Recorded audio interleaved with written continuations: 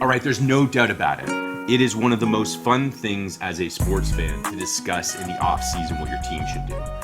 But the story that Raptors fans should be paying attention to is the NBA Finals, which is still going on. Yes, it's been a very good finals, and we could see a 7-game series. And this Canadian kid, who was formerly drafted #1 overall and called a bust, is posterizing guys like fucking Luka all playoffs, and he has been clutch. Steph was off last night, and Wiggins was a major reason why the Warriors are now up 3-2. We could see a 7-game series in this finals, and yet somehow the real story of this playoffs is being missed by so many Raptors fans who are still pushing the idea of a traditional 7-foot big man.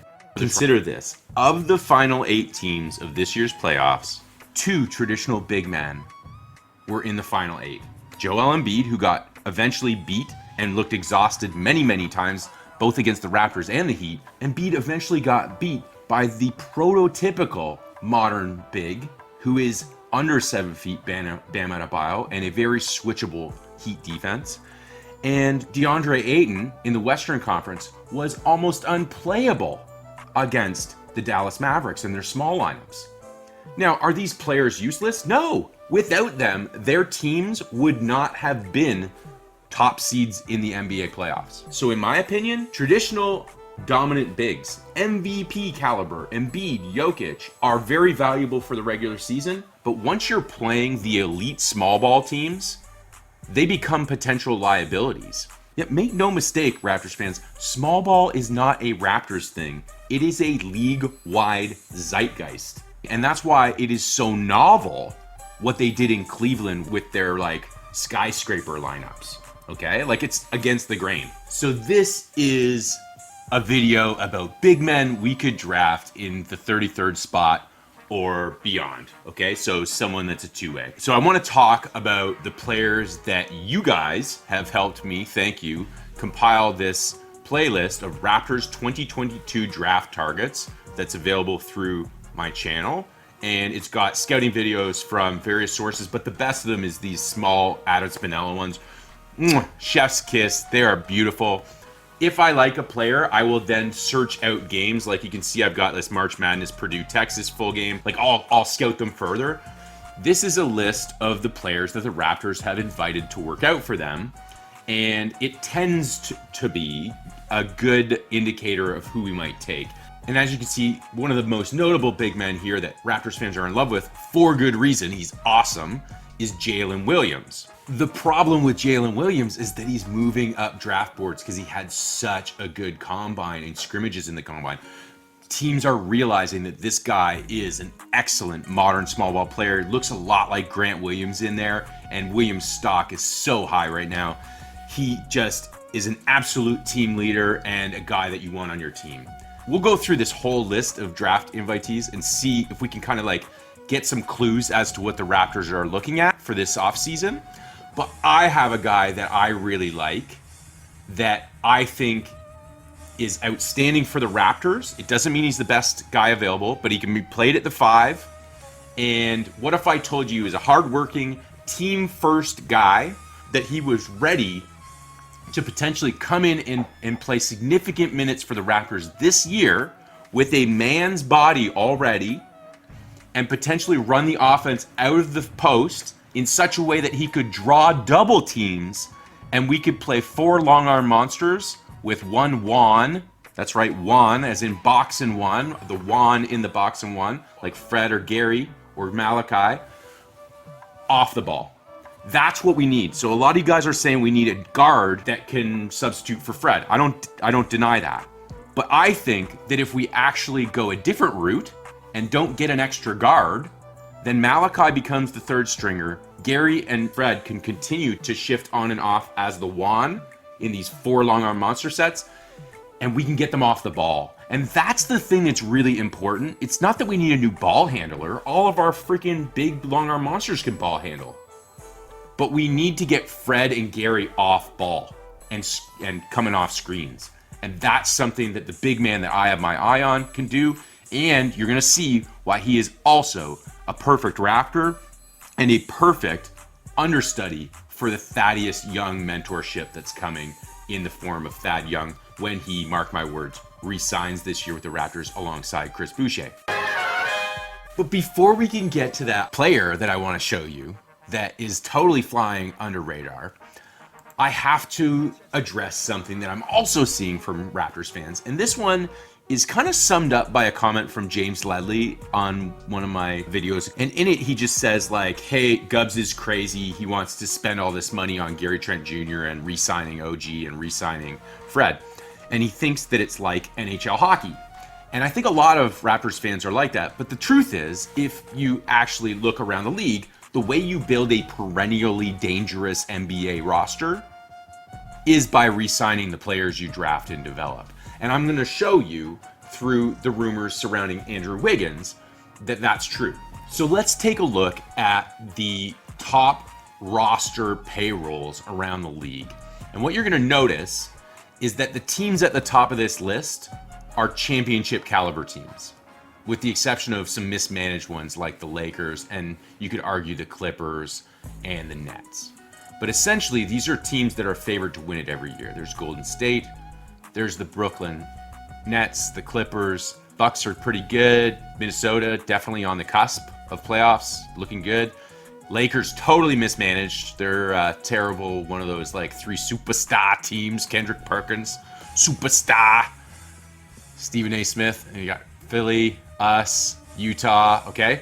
So these are teams that are built by drafting players and then extending their contracts. And people are saying that Golden State won't re-sign Wiggins, but that's completely absurd because if they just let him go off the books, they can't get back up to the salary they're at now, because the only way to sign players if you are above the cap, which next year is set at 121 million estimated, the only way to exceed that is using player exceptions, and they will be a tax-paying team, which means they'll have like just over 9 million to use on a player. Well, Wiggins is going to command much, much more than $10 million. So although we might see Wiggins move off of the Golden State Warriors next year, we will not see him just walk. They will re-sign him and maybe sign and trade like we did with Kalo. What you don't want as a franchise is stuff like what happened with Chris Bosh and Vince Carter or Tracy McGrady or even Kawhi for us, where they just walk away for nothing. That set us back eons. So as long as you're re-signing your players, you're able to gradually go up in terms of your salary, your payroll, and as a result, you get a deeper bench. Because the best way to do that is using your bird rights, not your mid-level player exceptions. The cap for next year is already at a number that most teams exceed going into free agency. Most of us, like the Raptors payroll is above 121 million already. So we can only use a mid-level player exception. Cool? So like most teams can't afford to just pay a guy 40 million. They need to draft him first and then give him a contract extension to do that. So you see, James, it doesn't make sense from a franchise standpoint to simply let a player walk, nor does it make sense from a player standpoint, because the team that has their bird rights can pay them more money than anyone else and give them a 5th year on their contract. In short, they can get paid. It is not in Gary Trent Jr.'s interest to simply walk away into free agency because teams can't afford to pay him as much if he does that. Same with Fred, same with OG. So you don't move guys just because they have a player option coming up that they're going to decline. It's okay if they decline it. They're still probably going to sign with us. The question is, do they remain with us after they sign? This idea that we don't want to overpay Gary or overpay Fred is actually silly. It's an NHL concept. In the NBA, it doesn't matter how much you pay a player as long as you keep your payroll going up and your team stays competitive. Because at the end of the day, this isn't like Greg's money or your money or Sally down the road's money. This franchise is a billionaire's toy. It's like their yacht. It doesn't really matter. It's actually advantageous and makes you competitive perennially if you keep your payroll going up. I hope this dispels some rumors. All right, so let's get back to the draft in this 33rd overall pick. And I want to take a look again at this list of players that came to work out for the Raptors. Bingham Jr. is a big man from Michigan State. And then another Spartan, Gabe Brown, is, long athletic wing. Julian Champagny, we've talked about, Justin's brother. He's a shooter. Trent Frazier is a senior guard that played for Illinois Illini, but has since signed with a Serbian team to play against men in Europe. Caleb Houston, we've talked about. He's a wing that can shoot, drive to the hoop a little bit, has some defensive skills. He'll probably go before the Raptors have a chance to take him. So Houston will probably not be available. Justin Lewis is wonderful. I really like Justin Lewis, another kind of big man forward. He played in a very switch-heavy system in Marquette, and he's great on the offensive glass. He's a shooter as a big man, and he can totally do a lot of things. I really like Justin Lewis. Josh Minot's really interesting. He is an offensive glass juggernaut. He's got a lot of touch on the offensive glass, but no touch when it comes to his actual jumper and whatnot. He just seems unpolished to me. Interviews very, very well. Smart young man. Andrew Nembhard, who we talked about, senior guard, twice going number 1 overall with Gonzaga as top seeds going into the NCAA tournament, March Madness. JD Note and Jaylin Williams, both from a very defensive-heavy Arkansas team. Jaylin Williams, we talked about earlier. He probably won't be available, in my opinion. What can we kind of gauge from looking at these players and the guys that are on this list? And by the way, all of these guys are featured on the playlist, Raptors 2022 Draft Targets. What I see here is there's no guards that aren't seniors, and the guards that are on the list are guys we can take after the draft is done. The other thing I notice about them is they're all smaller guards. They're all Wands. They're all Freddies. Okay, so we are potentially looking for another Freddie, which is interesting because there's a lot of Raptors fans that think we're going all 5 long arm monster sets, but that Fred VanVleet prototype seems to be something the Raptors are still hunting for outside of the draft. So either for two-way contracts or for E10s for the 905. And then the second type of player is a big man, but there's 2 prototypes. There's the Jaylin Williams, the Grant Williams type stocky frame. Then there's the other type of modern stretch big, which is more like the John Butler, Josh Minott sort of thing. And what all of these guys have in common is they project to have a little bit of touch on their shot. Minott's probably the least of them, but most of them have some touch on their shot.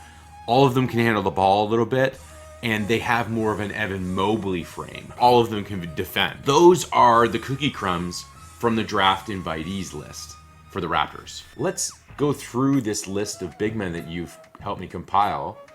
One of the guys I really like is John Butler. So we've had a few of you mention John Butler to me. Outstanding. Great prospect. If we pick him up, wonderful. His frame, though, is like Evan Mobley. And just like a couple other guys on this list, he defends the rim by leaping, okay? So he jumps up and blocks shots. I don't want that. I don't think the Raptors are looking for that. Minott does the same thing. Mo Gee is like a great prospect. He's going to be a potential 2A contract guy too. He's like the next Chris Boucher, to say, even in this video, and he looks like him. You should watch this video, guys. Go and check it out. Bingham Jr., same thing. Mark Williams. This is just to compare. Walker Kessler, one of the best shot blockers in college last year, played at Auburn. I'm not interested in him. He's habitually leaving his feet to block shots, which I think cuts it in college, but it will not cut it in the modern NBA. Leaping for block shots, in my opinion, leads to fouls, which leads to free shots for the other team, which leads to not having control of the pace. These are all terrible things if you are a basketball team.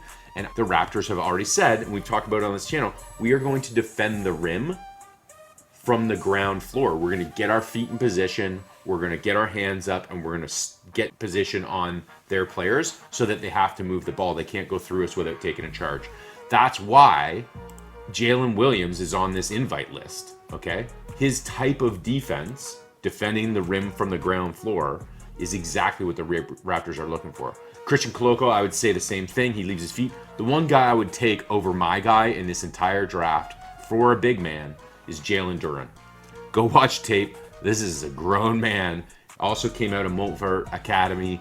that we talked about in my last video. Kofi Coburn's really cool, but again, same type of player. Which brings us to my guy, guys. And he's not on this list, like I said, but he has something to do with a guy that is very high on this list. None other than Purdue guard Jaden Ivey. And Jaden, as you see, is even being mocked going 2nd overall. He deserves it. He's an incredible player. I've watched a whole bunch of Purdue tape. He led me to the big man I'm proposing. Ivey was one of 3 guards that Purdue used to kind of run their offense through as they started the game. So Eric Hunter, Jaden Ivey, and Isaiah Thompson. And their job was to kind of use 7'4" center Zach Edey's height and really dominate the paint early. But then when they wanted to get Jaden Ivey off ball, they used my guy, Trevion Williams. And I'm telling you guys, I freaking love this guy. Jaden Ivey. So apparently they gave him a 3, so it's a 6-point lead. Here's Williams off the box. What a pass! Exquisite from Williams. Come on. Here's his measurements. He's 6'10", 255 pounds, senior hard worker. He enters college weighing over 300 pounds. Before the first season of college, he gets that down 50 pounds, works his nuts off to get there. Here's Williams backing down Bishop, drop stepping, making it look easy. And in his college career as a freshman, he is named like Big Ten Player of the Week. He's got all these accolades, has a great season as a sophomore. He's named all Big Ten honorable mention selection and has the 2nd most offensive rebounds in Purdue history. As a junior last year, he's a first team all Big Ten. Instead of causing a stink, volunteers to come off the bench, and this year won Big Ten 6th Man of the Year and was also 3rd team all Big Ten team, even though he didn't start. This is a team player, 100%. Which leads us to the idea, Gubbs, why the hell, if this guy's so good, is he still available? Well, the knock on Williams, the first one, is that he's just a senior. Got to get some stops right here. Their defense is what can keep them in it, and they can turn Purdue over. Williams looking for more. Well played by Bishop. Williams, it has been his night so far. Freshmen simply go earlier in the draft, and for good reason, because those couple years of development with pro staff, with your franchise, are important. And also, by the time they get to extend their first contract, they're still not elite all-star guys, which often equates to a cheaper contract on a deal, kind of like what we were able to do with OG. But drafting a senior has perks for teams that are getting ready to contend, because you don't have to wait for the player to develop, especially if you plan on playing them at the 5. And let me give you a glimpse as to some of the major reasons why. Drafting Trevion as a senior is a blessing and not a curse. First of all, he's got a man's frame and a man's game. 2 players in the entire NCAA, the other being Paolo Banchero, who will go within the top 5, to have nationally 425 points, 275 rebounds, and 100 assists. This is coming off the bench. He matched Paolo. Williams is the only player in Purdue history to score 1,400 points with 900 rebounds, 200 assists. He did so while starting only 60 out of his 130 games. Is a major deal. We can get a guy that is equal caliber-wise to some of the top players in this draft. That's like getting a Scotty Barnes ready to play, potentially outside the draft, but definitely at 33rd overall. And this guy has way more offensive upside than a Jaylin Williams. I promise you. The second knock on Trevion is that he doesn't play good defense out of drop coverage or out of the pick and roll. Now, for someone just looking at the statistics, it would definitely appear as though Trevion's man scores a lot in those situations. But when you actually go and watch the games, you realize that what's actually happening is he's making up for their crappy perimeter defense because he's such an incredible help defender. And Purdue played a system that was all help and recover rather than switches. Trevion will thrive at the next level on the defensive end, and teams often went on droughts when he was on the court. As far as Trevion Williams' defense goes, it is safe to say, don't hate the playa, hate Purdue's game. I think if anyone that knows basketball is asked what teams have had the most success with the draft in recent years, you'd have to say, you know, the Danny Ainge era of Boston was certainly one of the most successful. When we look at who he drafted during his tenure there, it's absolutely staggering. Now, the real era starts with Marcus Smart, then goes Terry Rozier and Marcus Thornton, Jaylen Brown, Jason Tatum, and Semi Ojeleye, Robert Williams, Romeo Langford, Matisse Thybulle, and Grant Williams, all in the first round of the same draft. And then we get Naismith and Peyton Pritchard and Desmond Bane in the first round 2 years ago. Danny Ainge was very good at spotting modern big men. Grant Williams and Robert Williams were both players that were not utilized perfectly at their colleges, and yet it was Danny Ainge and his staff who realized they were going to excel in small ball at the NBA level. I would say Trevion Williams is very similar. Now, would Danny Ainge say that? The answer is yes. If we look at the list of teams that Trevion has reportedly worked out for, one of them is Boston, and Danny Ainge's former scouts are still actively working over there and have their list carried over. Trevion hasn't worked out for that many teams. One of the other teams that he has worked out for is Danny Ainge's new team, the Utah Jazz. Bottom line is, Williams is on people's radars, and these mock drafts that suggest that he's not going to go in the draft, I think are false. So you might be able to trade down and get him, but for my money, I'm fine with taking him at 33 and then getting one of these guards later on. Do the Raptors agree? I have no idea, guys. There's so many great players that can contribute right now. Straight out of this draft at 33, we're going to get a great player. And I hope they pick someone that can contribute now. Because a guy like, say, Leonard Miller's measurements are off the charts enticing, and he's a Canadian kid. But I hope we take a guy that can improve our bench right now so we can go deeper in the playoffs and have unique tools. Is Trevion Williams a unique tool for us? Yes, his measurements are off the chart. Standing reach, wingspan, exactly what we look for. Type of player that will stay down on the ground and defend the rim with his feet, exactly the type of guy of Jaylin Williams, who everyone likes, and including me. His offense is much better than Jaylin Williams, not just because he's got some Thajic Johnson moves on him already, and he got crazy handles for a 6'10" chubby guy. Okay, he's also in the best shape of his life. He can facilitate the offense in such a way that Freddie and Gary get off ball without having to bring in another ball handler, because he is a ball handler from the post and doesn't mind passing out of double teams. In fact, you better double team him in the post because he's a big freaking boy. He's kind of measurements similar to Zion, but at the center role. So he's like 6'10" and big, wide body guy. You got to cover him. He can play bully ball, which means OG doesn't need to take the same wear and tear he did last year. This is a player we can use right now at 33, and he's worth it.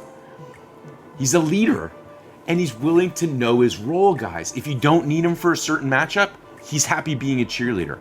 Here is what he did most recently at the draft combine and the interview that followed. Great rebound. Oh, thought about another one. Oh, putting his man on stage. That's why you see guys, particularly in the NBA, it should be in college too, but the NBA, you gotta have guys going those corners. Yes. And if a guy ain't there, the passer's usually there. To the way you have to play here. And that's something that you like to see, especially for one-on-one. That's what the plan was.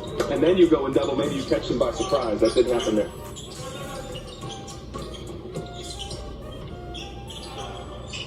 Three on the shot clock for team on that possession. Ooh, I like that. Williams. Interesting because he actually has the opportunity to be a great rebound. Oh, thought about another one. Putting his man on stage. What can you do that people haven't seen you do yet? Definitely can shoot the ball at a pretty decent clip. I feel like I'm probably the best ball handler and passer out of the big man here. Like I said, I don't like to kind of put myself, above everybody. Like I said, I'm a very humble guy, but playing at Purdue, a lot of people haven't seen what I really can do. Which part of your game do you feel most confident in right now? Just my passing ability, my ability to get other guys involved. That's something I thrive on. So that's kind of what gets me going. Are you more of a kind of 4, more of a undersized away from the basket 5? How does that? Every team, is different. Every team has a different system. Every team says something different. So, until draft night comes, I'm just gonna do what works for me and kind of do what I've been successful with. Continue to work on my body, and whatever role I need to play, that's the role I'll play. So obviously being at Purdue, coming off the bench, I definitely don't have a problem with playing a certain role on the team. Whatever helps the team win. Like I said, every NBA team is different. Some people may need me for other reasons, whether it's just to be a cheerleader or be a facilitator. It's different. So, like I said, I'm just going to keep putting my head down, keep working. Hey, can you tell me about leading those fast breaks? Is that something? I mean, have you been working on like ball skills, things like that, ball handling, whatever it might be? I've definitely been working on it. A lot of times in college you don't get to express all those things because you got to play a certain role. Not to say I never had those things. I feel like they were always there. I just, in order to fit into a system and to be successful, you gotta play a role and be good at your role. And that wasn't my role at Purdue. Like I said, everybody's journey is different. But like I said, it's always been there. This is different. The combine kind of allows you to be more free and show other aspects of your game. So I guess I was able to bring those onto the. I think that's probably the toughest part for a college player or a high school player, whoever the case may be, just adjusting and making that transition from where you came from before and adjusting to the NBA system.